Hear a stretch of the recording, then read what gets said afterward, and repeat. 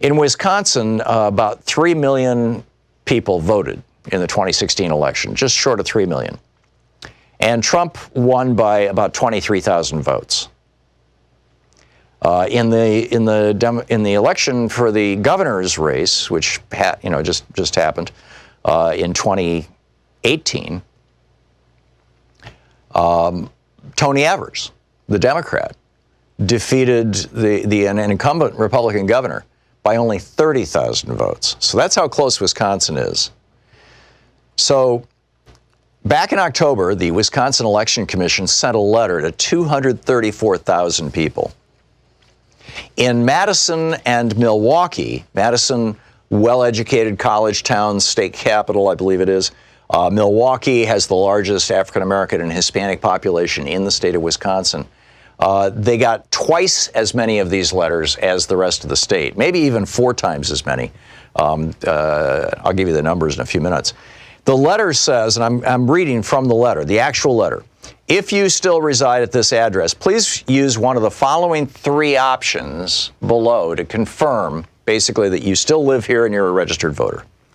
Click the gray My Voter Info button at myvote.wi.gov and enter your first, last name, and date of birth. Click the search button and click the green confirm button. Or vote in the next election, or sign and return the postcard at the bottom of this letter by mail or in person to your clerk. So most people getting this letter said, okay, I don't want to go online. That's a hassle. I got the letter because I'm registered to vote. I haven't moved, and I intend to vote in the next election. So if I vote in the next election, they'll continue to have me on the roll. And in fact, that was the plan, that people who didn't return the card and didn't vote in the 2020 election would be removed in 2021 after the election.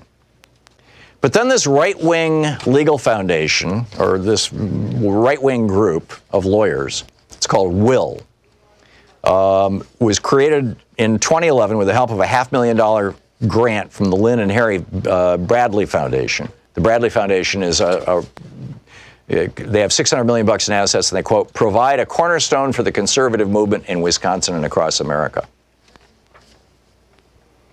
And they sued, saying, no, anybody who didn't send back a card, their name has to be immediately taken off the voting rolls. Immediately. Just in time for the next election. And last Friday, right after I got off the air, Wisconsin Judge Paul V. Malloy ruled in favor of Will, of this right-wing group, and these 3 Republican voters who said anybody who doesn't send the card back, particularly those black people in Milwaukee and those liberals in Madison, need to be purged from the Wisconsin voting rolls. He issued a writ of mandamus ordering the Election Commission to purge more than 200,000 people. They sent out 234,000 letters, and only a couple thousand cards came back because it said, if you vote, you're good. In fact, while Madison and Milwaukee account for 14% of the registered voters in Wisconsin, they received 23% of the letters, almost twice as many of the letters, which means that the people in rural areas got half as many of the letters, which actually isn't a 2-to-1 ratio. I think it's a 4-to-1 ratio if I'm doing my math right.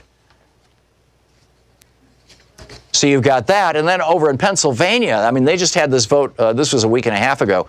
Vote totals in a Northampton County judge's race showed one candidate, Abe Casas, a Democrat, had just 164 votes out of 55,000 ballots across more than 100 precincts.